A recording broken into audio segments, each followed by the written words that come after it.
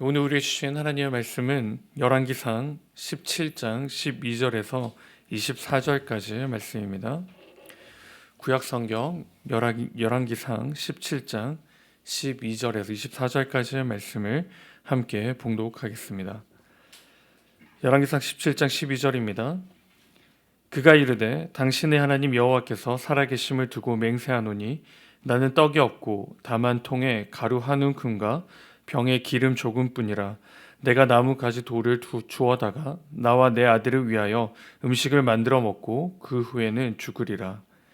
엘리야가 그에게 이르되 두려워하지 말고 가서 내 말대로 하려니와 먼저 그것으로 나를 위하여 작은 떡 한 개를 만들어 내게로 가져오고 그 후에 너와 내 아들을 위하여 만들라.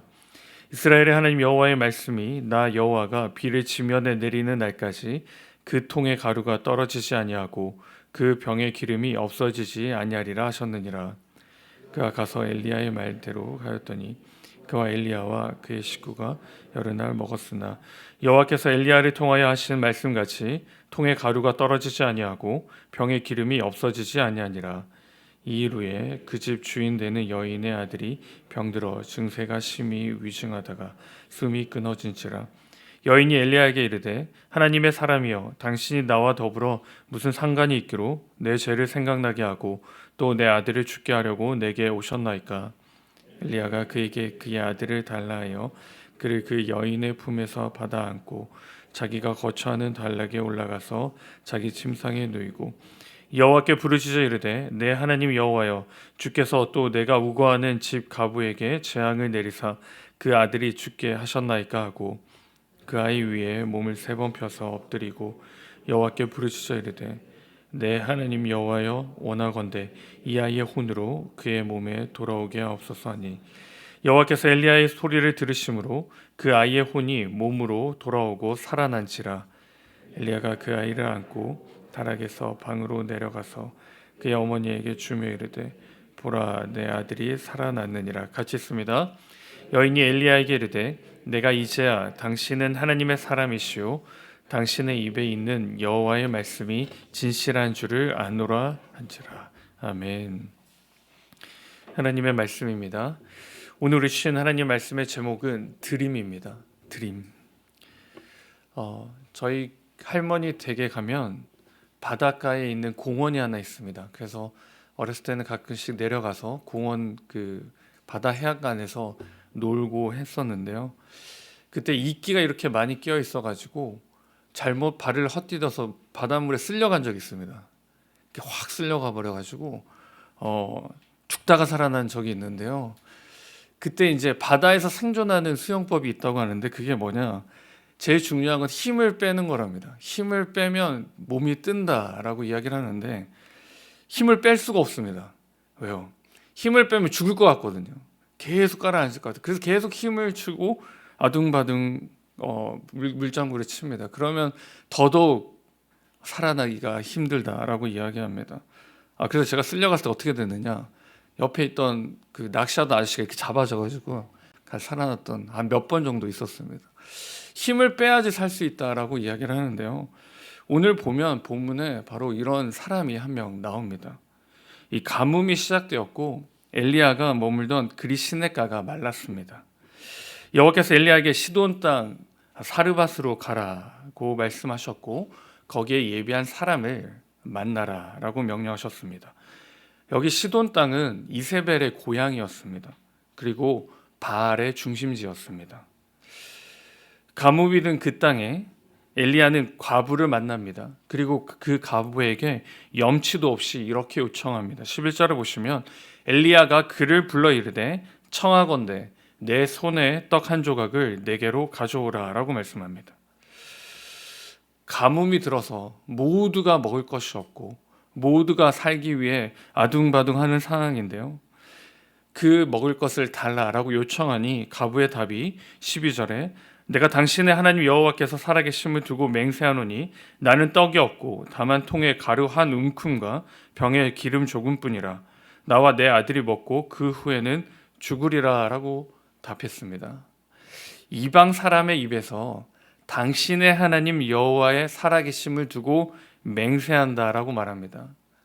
이 말은 이 과부가 진실되게 사실만을 이야기하고 있음을 나타나고 있습니다.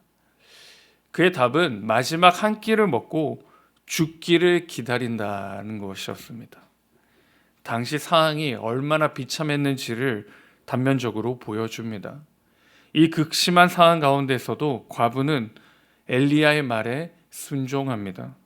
15절에 그가 가서 엘리야의 말대로 하였더니 그와 엘리야와 그의 식구가 여러 날 먹었더라 라고 기록합니다. 엘리야의 예언대로 가루와 기름이 마르지 않았습니다. 사르밧 과부의 순종은 생명의 은혜로 누리게 됩니다. 이 하나는 그냥 우리가 먹어야 될 것 같은데, 이 하나는 나와 아들이 먹고 그냥 기다려야 될 것 같은데, 이것마저 내어드리니 생명의 풍성함을 누리게 되었습니다.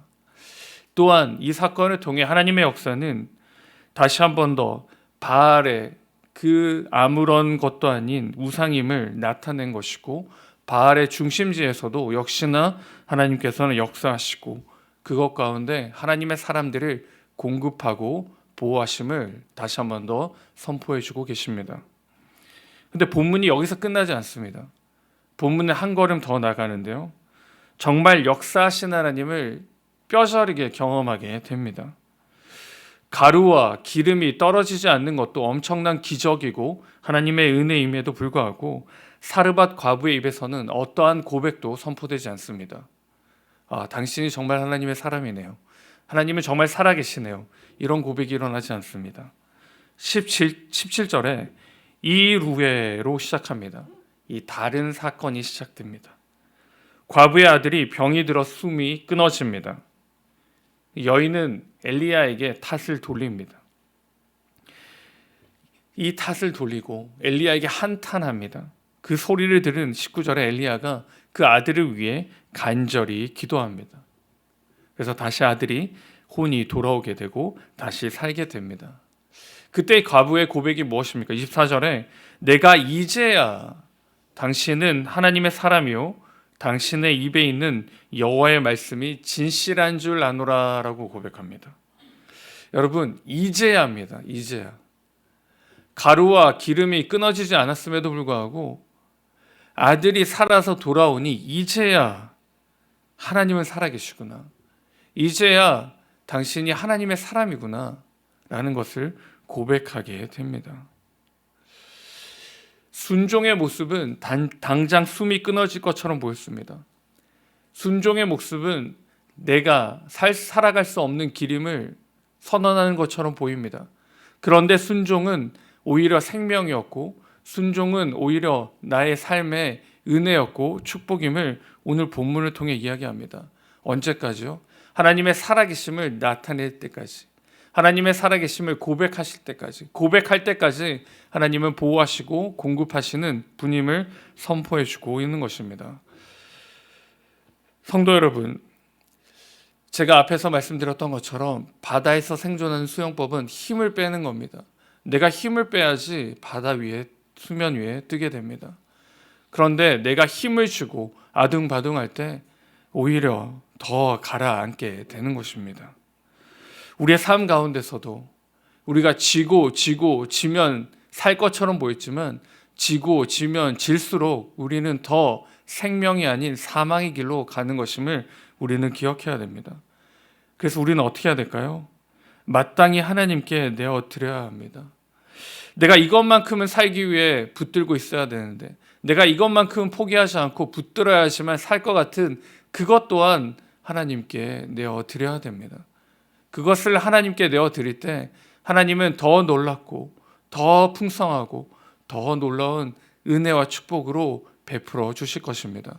오늘 바로 사르밧 과부의 인생길에 하나님이 역사하시고 보호하시고 채워주셨던 그 은혜를 저와 여러분에게도 동일하게 채워주실 줄 믿습니다. 또한 한 걸음 더 나가서 우리의 하나님은 어떠한 분이십니까? 바로 기도에 응답해 주시는 하나님이십니다.